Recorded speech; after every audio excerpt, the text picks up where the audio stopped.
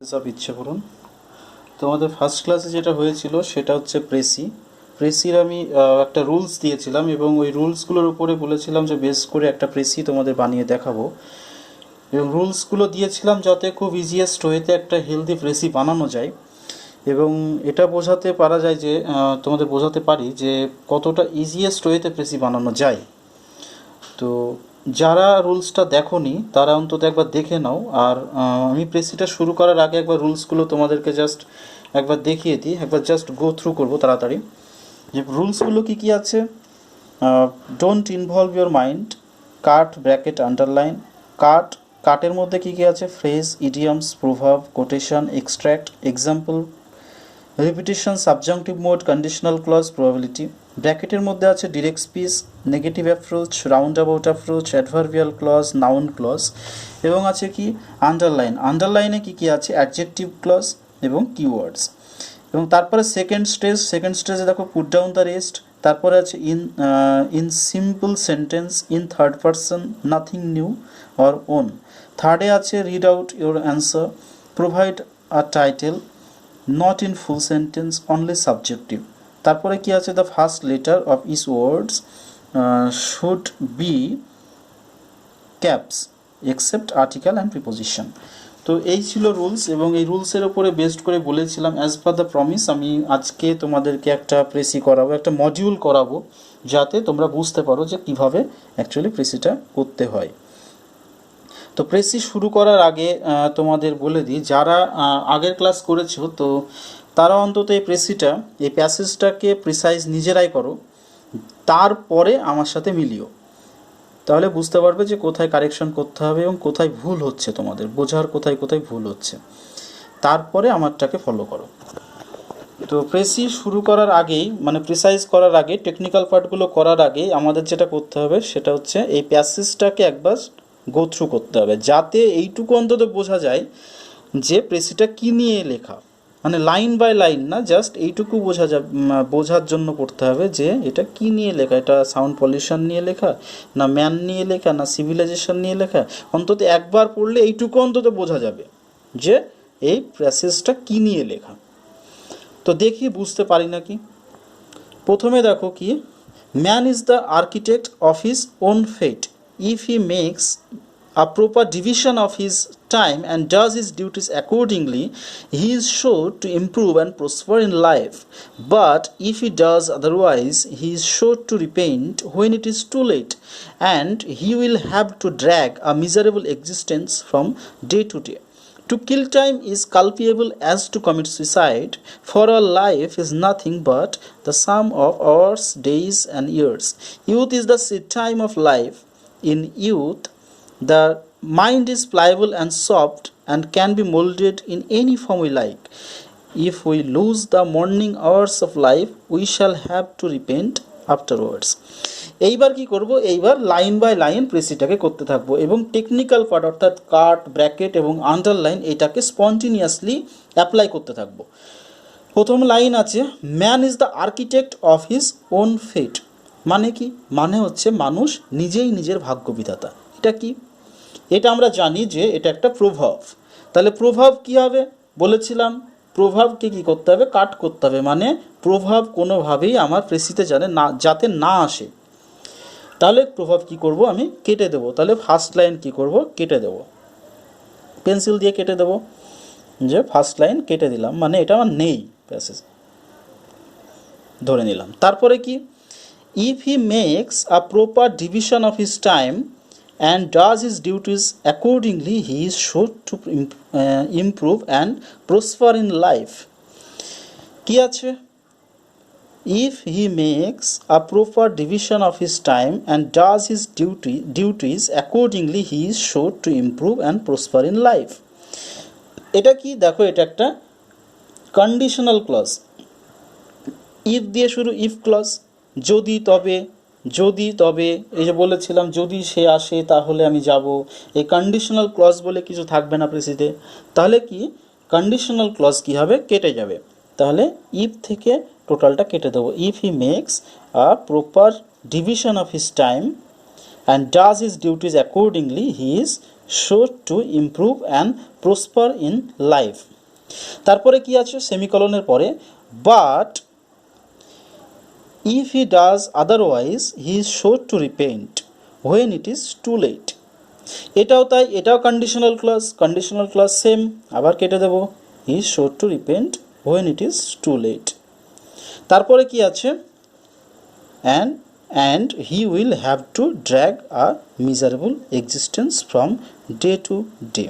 এটাও কন্ডিশনাল ক্লজের মধ্যে আসছে, টোটাল ক্লজ।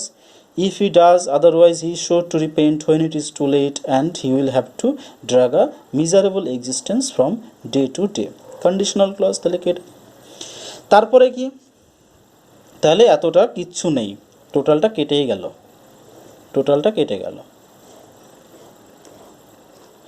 তারপরে কি, to kill time is a culpable as to commit suicide, for our life is nothing but the sum of hours, days and years.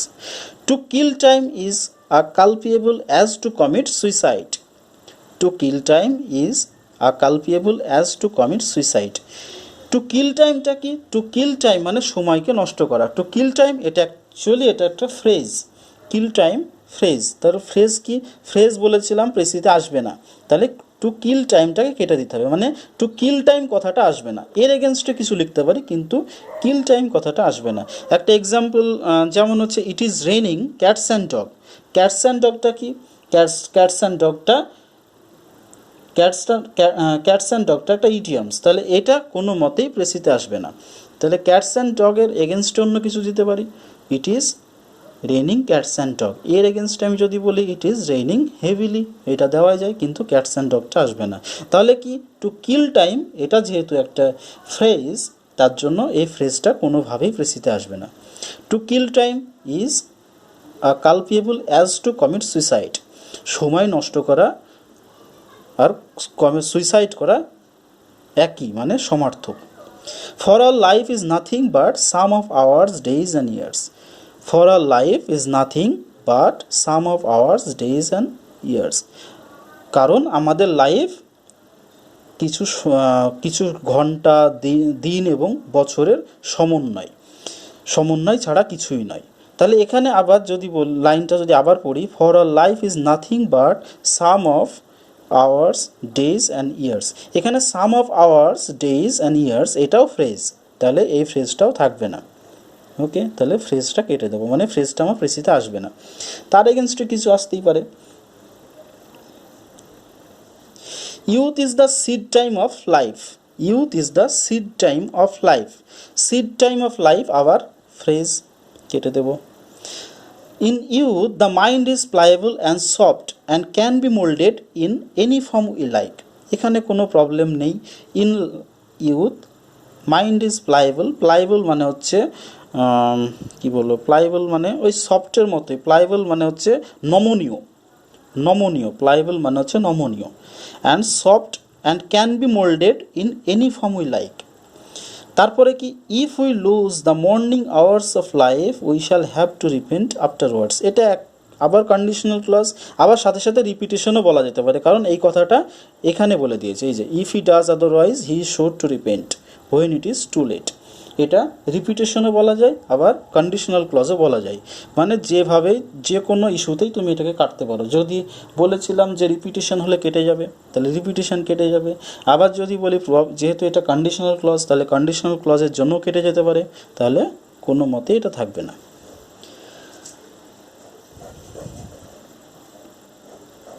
এটাও কেটে গেল, তাহলে থাকলো কি, থাকলো হচ্ছে কয়েকটা পয়েন্ট থাকলো, পয়েন্টগুলো করে নিই। To kill time is culpable as to commit suicide, কিন্তু কিল টাইম কথাটা আসবে না, অন্য কিছু আসতে পারে। For our life is nothing but the sum of hours, days and years, sum of days years আসবে না। Youth is the seed time of life, seed time of লাইফটা আসবে না, কিন্তু এই পয়েন্টটা আসবে। And in youth the mind is pliable and soft and can be moulded in any form we like, এইটুকু অংশ পড়ে থাকলো। তাহলে কি থাকলো, to kill time or destroying time is culpable as to commit suicide, প্রথম একটা পয়েন্ট। তারপরে কি, life is nothing but sum of hours, মানে sum of moments. Youth is the crucial time of life, in youth the mind is pliable and soft and can be moulded in any form we like. এই চারটে point থাকলো, এই চারটে পয়েন্টকে আমরা সাজিয়ে একটা precisely মানে একটা প্রেসি করে দিতে পারি।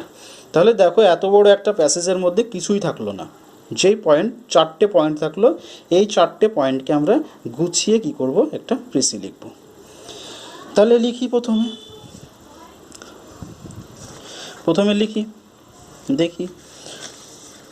ও আরেকটা কথা, যেটা কিওয়ার্ডসের কথা বলেছিলাম, কিওয়ার্ডস দেখো কোন ওয়ার্ডটা বারবার আসছে। দেখো টাইম কথাটা বারবার আসছে, টাইম, এখানে টাইম, এখানে টাইম, তারপরে এখানে টাইম, তারপরে ইউথ কথাটা দেখো বারবার আসছে, ইউথ, আবার দেখো এখানে ইউথ, বারবার ইউথ আসছে, তার মানে ইউথ, টাইম, লাইফ, এই কথাটা বারবার আসছে।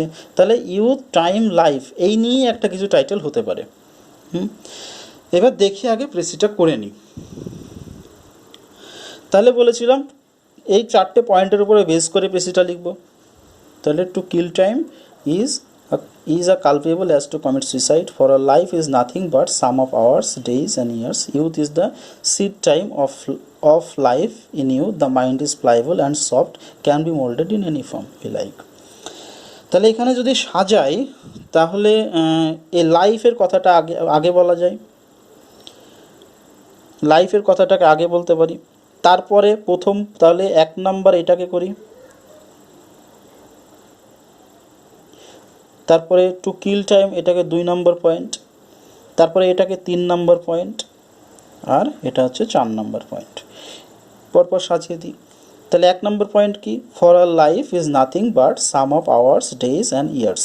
তাহলে ফ্রেজ দেব না, এই ফ্রেজের এগেনস্টে কিছু একটা লিখব, for a life is nothing but, আবার নেগেটিভ অ্যাপ্রোচ দেবো না, তাহলে এটাকে পজিটিভ করে লিখব। তাহলে for a life is nothing but sum of hours, days and years, এটাকে লিখতে পারি life is a combination of moments. Some of hours, days, years মানে কি, মোমেন্টস। জীবনটা কি, জীবন কতগুলো মোমেন্টের কম্বিনেশন। তাহলে এটাই লিখব, life is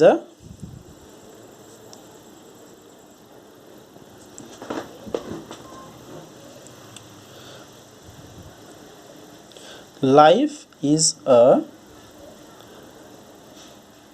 combination of moments. ওকে, হয়ে গেল। তাহলে এই লাইনটা হয়ে গেল, for a life is nothing but the sum of hours, days and years. একদম দেখো সিম্পল সেন্টেন্সে লিখলাম। বলেছিলাম যে প্রেসি কিসে লিখবো, put in simple sentence, in third person, এই দুটোতে লিখতে হবে, in simple sentence and in third person. Life is a combination of moments. Okay, তারপরে কি আছে, সেকেন্ড পয়েন্ট হচ্ছে to kill time is culpable as to commit suicide, এই পয়েন্টটাকে লিখব। তাহলে টু কিল টাইম কথাটা বলা যাবে না, অন্য কিছু লিখতে হবে। টু কিল টাইম মানে কি, টু কিল টাইম মানে the West of this moments, মানে দ্য ওয়েস্টিং টাইম। তাহলে হচ্ছে লিখব, যেহেতু এখানে মোমেন্টস দিয়ে দিয়েছি, তাহলে টাইমটাকে মোমেন্টসই লিখব। তাহলে এটাকে লেখা যেতে পারে কি, the West of this moments is like killing the way forward. The life is nothing but sum of hours, to kill time as culpable as to commit suicide, মানে সুইসাইড করার মানে কি, সুইসাইড করার মানে হচ্ছে জীবনটাকে নষ্ট করে ফেলা। তো টাইমকে নষ্ট করা হচ্ছে একইভাবে ভবিষ্যৎকে নষ্ট করা, মানে জীবনের এগোনোর যে উপায় কিংবা ভবিষ্যৎ, যে আমাদের ভবিষ্যৎটা, ফিউচারটাকে নষ্ট করা। তাহলে সুইসাইড কথাটা বলতে এখানে বলছে, সুইসাইডের মাধ্যমে যেরকম লাইফ শেষ হয়ে যায়, ঠিক একইভাবে টাইমকে ধ্বংস করলে কিংবা টাইমের ওয়েস্ট করলেও ফিউচারটা নষ্ট হয়ে যায়, এটাই বলতে যাচ্ছে। তাহলে এটাই লিখব, the West of this moments, life is a combination of moments.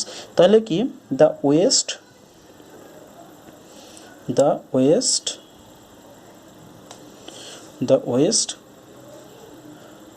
of these moments is like killing the way forward, forward, way forward. তাহলে দুটো পয়েন্ট কমপ্লিট হয়ে গেল। তারপরের পয়েন্ট কি? Youth is the seed time of life. Seed টাইমটা কি বলেছিলাম? Phrase. তাহলে ফ্রেজ দিতে পারবো না, তাহলে ফ্রেজের এগেনস্টে কিছু লিখবো, এটার মানে লিখবো অন্য কিছু। Youth is the crucial moment কিংবা ক্রুশিয়াল ফ্রেজ, এই phase. Youth is the crucial phase. তাহলে লিখবো কি?